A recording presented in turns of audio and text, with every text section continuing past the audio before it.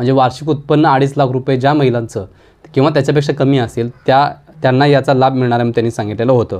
ज्या कुटुंबातील कोणताही सदस्य आयकर भरतो म्हणजेच आयकरदाता आहे त्या कुटुंबातील महिलांना याचा लाभ मिळणार नाही.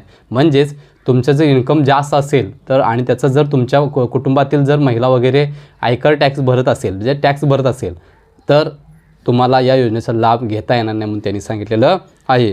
ज्या कुटुंबातील कोणताही सदस्य भारत सरकार किंवा राज्य सरकारच्या कोणत्याही विभागात नियमित, कायम किंवा कंत्राटी कर्मचारी म्हणून नियुक्त आहे अशा कुटुंबातील महिलांना याचा लाभ मिळणार नाही. परत तिथे येते म्हणजे ज्यांना काहीच हे नाही आहे, कुठलंही काम नाही आहे, काही नाही, अशा महिलांना फक्त याचा लाभ भेटणार आहे. बघा परत सांगतोय, म्हणजे सुरुवातीला त्यांनी द्यायचं ठरवलं तर सगळ्यांना, पण नंतर आता त्यांनी रंग दाखवायला चालू केलेला आहे की निमशासकीय असेल, शासकीय असेल, राज्य सरकार असेल किंवा केंद्र सरकार असेल, ह्याच्यामध्ये ज्या काही महिला जॉब करत असतील त्यांना या योजनेचा लाभ भेटणार नाही म्हणून सरळ सांगितलेलं आहे. म्हणजेच हळूहळू